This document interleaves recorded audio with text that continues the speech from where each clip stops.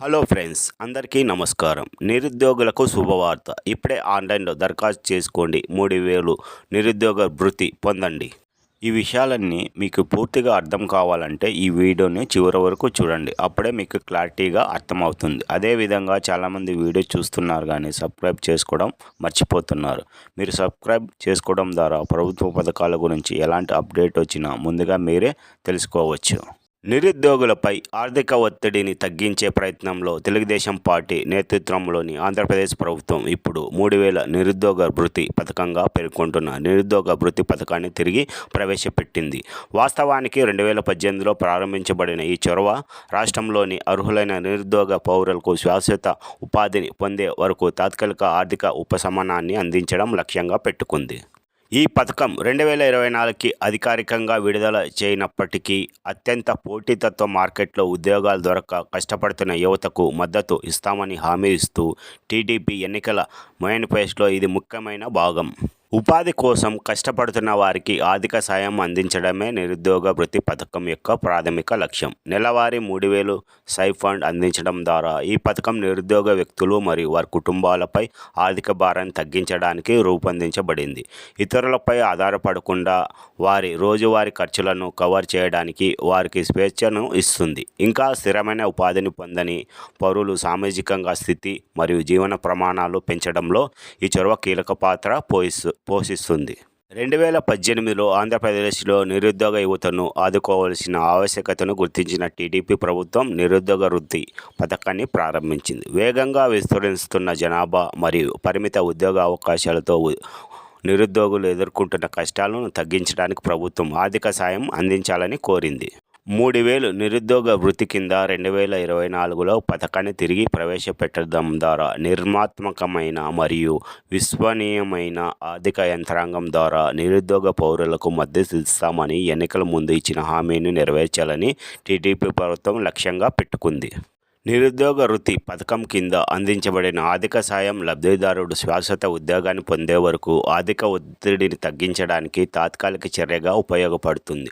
నిరుద్యోగ యువత సామాజిక మరియు ఆర్థిక స్థితిని పెంచాలని ప్రభుత్వం భావిస్తుంది.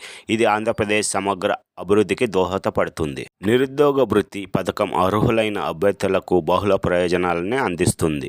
ఆర్థిక ఉపశమనం. ఎంపికైన దరఖాస్తుదారులు వారి బ్యాంక్ ఖాతాలో నేరుగా 3,000 అందుకుంటారు. ఈ డబ్బు ప్రాథమిక అవసరాలు తీర్చడంలో సహాయపడుతుంది. రోజువారీ ఖర్చుల కోసం కుటుంబం లేదా స్నేహితులపై ఆధారపడడాన్ని తగ్గిస్తుంది. సామాజిక ఉద్ధరణ. స్థిరమైన ఆర్థిక సహాయాన్ని అందించడం ద్వారా పథకం నిరుద్యోగ వ్యక్తులు జీవన ప్రమాణం మరియు సామాజిక స్థితిని మెరుగుపరుస్తుంది. గ్రహీతలు ఉపాధిని కోరుతూనే వారి ఖర్చులను నిర్వహించడానికి అనుమతిస్తుంది. ప్రత్యక్ష బదిలీ. డైరెక్ట్ బ్యాంక్ బదిలీ డీబీటీ నిధులు ఆలస్యం లేకుండా లబ్ధిదారులకు చేరేలా చేస్తుంది. పారదర్శకతను నిర్ధారిస్తుంది మరియు అవినీతి లేదా మోసం అవకాశాలను తగ్గిస్తుంది. మధ్యవర్తి లేదు. దరఖాస్తు నుండి నిధులు పంపిణీ వరకు మొత్తం ప్రక్రియ ఆన్లైన్లోనే ఉంటుంది. పత్రాలను తగ్గించడం మరియు మధ్యవర్తుల అవసరాన్ని తొలగిస్తుంది. ఇది నిరుద్యోగ పౌరులకు అవసరమైన సమస్యలు లేకుండా ప్రయోజనాలు పొందడం సులభం చేస్తుంది.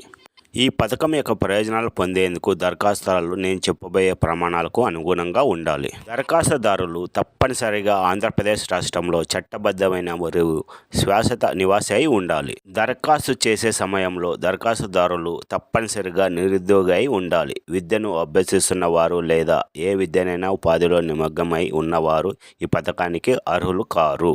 నిర్దిష్ట వయసు ప్రమాణాలు ఇంకా నిర్ధారించబడలేదు, కానీ మునుపటి పునరావృతాలతో దరఖాస్తుదారులు 22 మరియు 30 సంవత్సరాల మధ్య ఉండాలి. ఇది అలాగే ఉండవచ్చు లేదా మార్పుకు లోబడి ఉండవచ్చు.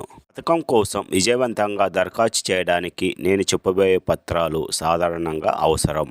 దరఖాస్తుదారులు యొక్క ఇటీవల passport size photo, Aadhaar card దరఖాస్తుదారుల యొక్క గుర్తింపు ధృవీకరించడానికి, ఓటర్ ఐడి దరఖాస్తుదారులు ఆంధ్రప్రదేశ్లో నమోదిత పౌరుడని నిర్ధారించడానికి, బీపీఎల్ రేషన్ కార్డు దరఖాస్తుదారులు దారిద్ర్య రేఖకు దిగువనున్న బీపీఎల్ వర్గానికి చెందినవారని రుజువు, విద్యా ధృవీకరణ పత్రాలు దరఖాస్తుదారులు సాధించిన అత్యధిక విద్యార్హతల కాపీలు. నిరుద్యోగ భృతి స్కీమ్ కోసం దరఖాస్తు చేయడం అనేది సరళమైన ప్రక్రియ. ఆన్లైన్లో దరఖాస్తు ప్రక్రియను పూర్తి చేయడానికి నేను చెప్పబోయే దశలను అనుసరించండి. పథకం అధికారికంగా ప్రారంభించబడిన తర్వాత నిరుద్యోగ భృతి 2024 కోసం నియమించబడిన వెబ్సైట్ను సందర్శించండి. అధికారం ప్రకటన తర్వాత ఆంధ్రప్రదేశ్ రాష్ట్ర ప్రభుత్వం ద్వారా లింక్ అందించబడుతుంది. వెబ్సైట్ హోమ్ పేజీలో ఇక్కడ వర్తించు ఎంపికను కనుగొని దరఖాస్తు ప్రక్రియను ప్రారంభించడానికి దానిపై క్లిక్ చేయండి. దరఖాస్తు ఫారంతో కొత్త పేజీ తెరవబడుతుంది. దరఖాస్తుదారులు వ్యక్తిగత వివరాలు, విద్య మరియు సంప్రదింపు సమాచారం వంటి అన్ని అవసరమైన సమాచారాన్ని పూరించాలి. నమోదు చేసిన వివరాలన్నీ ఖచ్చితమైనవని మరియు తాజాగా ఉన్నాయని నిర్ధారించుకోండి. అవసరమైన మొత్తం సమాచారాన్ని నమోదు చేసిన తర్వాత అన్ని వివరాలు సరిగ్గా ఉన్నాయని నిర్ధారించుకోవడానికి ఫారంను జాగ్రత్తగా సమీక్షించండి. ధృవీకరించబడిన తర్వాత దరఖాస్తు ప్రక్రియను పూర్తి చేయడానికి సమర్పించు బటన్పై క్లిక్ చేయండి. దరఖాస్తుదారులు ఆధార్ కార్డ్, విద్యా ధృవీకరణ పత్రాలు మరియు ఇటీవల ఫోటో వంటి ముఖ్యమైన పత్రాలు స్కాన్ చేసి కాపీలను అప్లోడ్ చేయాల్సి ఉంటుంది. అన్ని పత్రాలు స్పష్టంగా మరియు అవసరమైన ఆకృతిలో ఉన్నాయని నిర్ధారించుకోండి. ఫారం విజయవంతంగా సమర్పించిన తర్వాత మీరు అప్లికేషన్ నిర్ధారణ నంబర్ను అందుకుంటారు. మీ అప్లికేషన్ యొక్క స్థితిని ట్రాక్ చేయడానికి అవసరం కావచ్చు, కాబట్టి భవిష్యత్తు సూచన కోసం ఈ నంబర్ సేవ్ చేసుకోండి. ఆంధ్రప్రదేశ్ ప్రభుత్వం నిరుద్యోగాన్ని ఎదుర్కోవడానికి మరియు రాష్ట్రంలోని నిరుద్యోగ పౌరులకు చాలా అవసరమైన ఆర్థిక ఉపశమనాన్ని అందించడానికి చేపట్టిన ఒక ప్రధాన అడుగు. నెలవారీ 3,000 స్టైపెండ్ను అందించడం ద్వారా వ్యక్తులు మరియు వారి కుటుంబాలపై ఆర్థిక భారాన్ని తగ్గించడం, వారు స్థిరమైన ఉపాధి కోరుకునే సమయంలో రోజువారీ ఖర్చులను తీర్చుకోవడంలో సహాయపడుతుంది.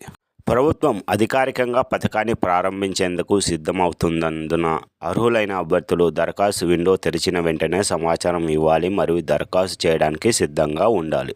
నిరుద్యోగ భృతి చొరవ కేవలం ఆర్థిక మద్దతు మాత్రమే కాకుండా ఆంధ్రప్రదేశ్ నిరుద్యోగ పౌరుల గౌరవం మరియు సామాజిక స్థితిని పెంచడానికి ఒక మార్గం. నేను చెప్పిన సమాచారం మీకు నచ్చినట్లయితే సబ్స్క్రైబ్ చేయండి, షేర్ చేయండి, లైక్ చేయండి, కామెంట్ చేయండి.